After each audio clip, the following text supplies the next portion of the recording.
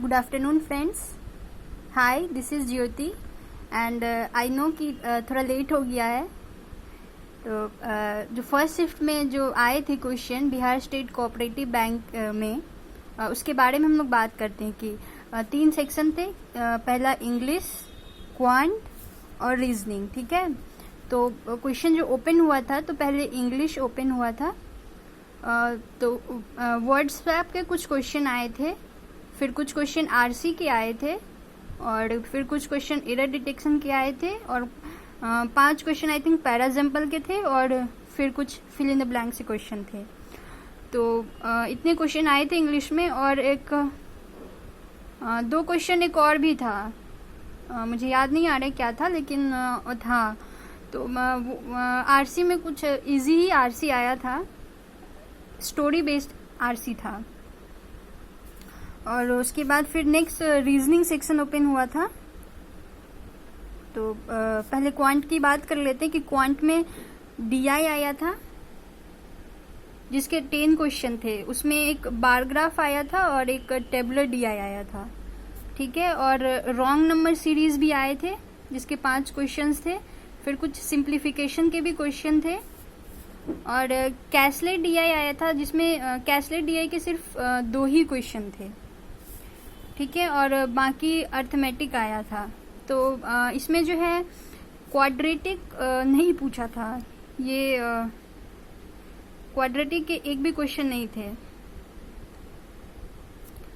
ठीक है, तो क्वांट भी हो गया.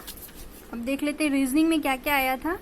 तो रीजनिंग में कुछ मिसलेनियस के क्वेश्चन आए थे. जैसे आता है ना, एक वर्ड दे दिया, उसमें आपको ढूंढना है कि बताना है कि बैकवर्ड फॉरवर्ड जो है वो गिन के अल्फ़ाबेट में एक साथ कितने बन रहे हैं. तो वो था. और कुछ इस मिसलेनियस में एक वो भी सवाल था, जैसे होता है ना, 6-7 नंबर दे दिया और उसको बताना है कि फॉरवर्ड बैकवर्ड गिन के कितने बन रहे हैं. तो मिसलेनियस में उस टाइप के क्वेश्चन थे.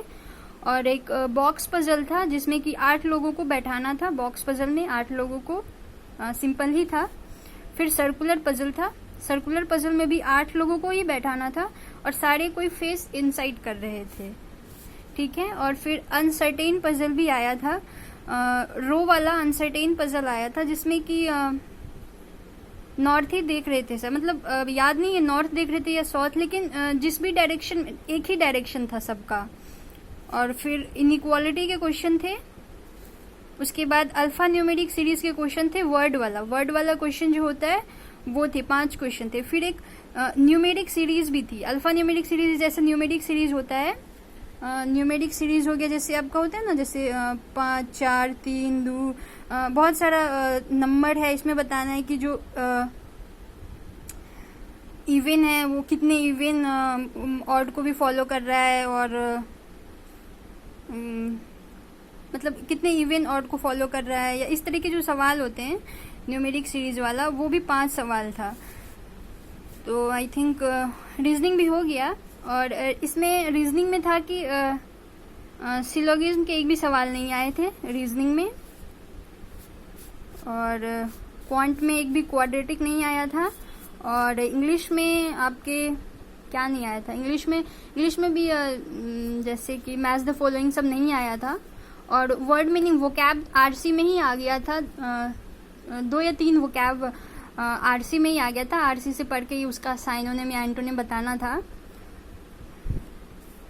और बार ग्राफ और टेबुलर ग्राफ, और जैसे ये, और रॉन्ग नंबर सीरीज में आपके बन रहे थे, लाइक 5-5 की डिफरेंस में था.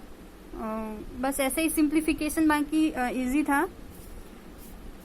बाकी इजी टू मॉडरेट कहेंगे सारा पेपर.